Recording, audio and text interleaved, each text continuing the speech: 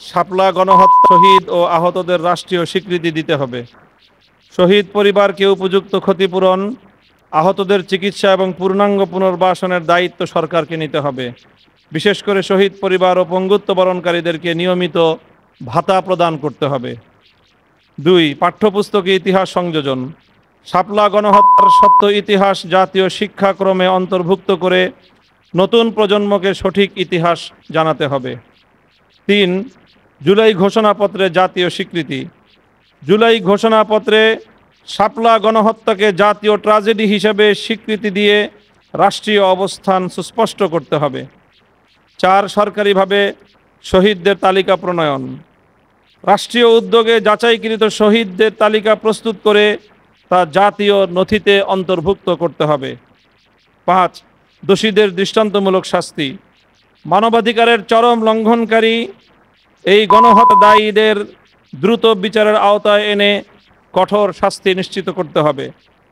6. মিথ্যা মামলা প্রত্যাহার।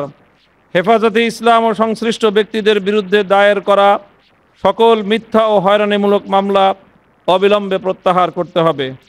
7. স্বাধীন তদন্ত কমিশন গঠন। আইনজ্ঞ ও নিরপেক্ষ নাগরিকদের সমন্বয়ে শাপলা গণহত্যা তদন্ত কমিশন গঠন করে ঘটনার পূর্ণাঙ্গ তদন্ত ও সুপারিশমালা প্রকাশ করতে হবে। এই 7টি দাবির সাথে আপনারা সকলে একমত? আমরা এই মুহূর্তে আগামী দিনে আমাদের পক্ষ থেকে একটি কর্মসূচি ঘোষণা করছি। শাপলা কেন্দ্রিক বিভিন্ন কাজে অংশীজনের সম্মাননা ও সম্মিলনী 2025। আগামী 30শে আগস্ট 2025 শনিবার শাপলা গণহত্যা নিয়ে যারা বিভিন্নভাবে কাজ করেছেন এ পর্যন্ত বিভিন্ন অঙ্গনে সংবাদ প্রতিবেদন ও গবেষণা, সাহিত্য রচনা, চিকিৎসা সহায়তা, আইনগত লড়াই কিংবা স্মৃতি সংরক্ষণমূলক উদ্যোগ, তাদের সম্মাননা প্রদানের মাধ্যমে একটি সম্মিলনী আয়োজন করা হবে।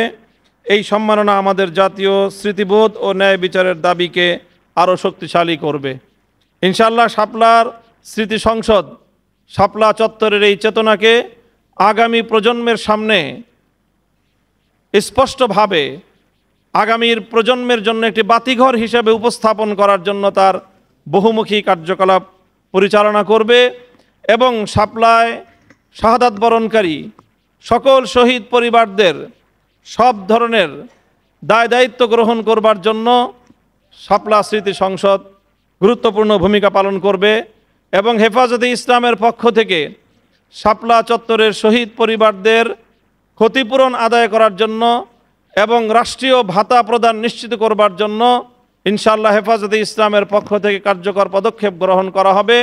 এর একাডেমিক এবং গবেষণামূলক যত কার্যক্রম সহযোগিতার প্রয়োজন হয় শাপলা স্মৃতি সংসদ তা দিতে ইনশাআল্লাহ সম্পূর্ণরূপে সর্বদা প্রস্তুত থাকবে।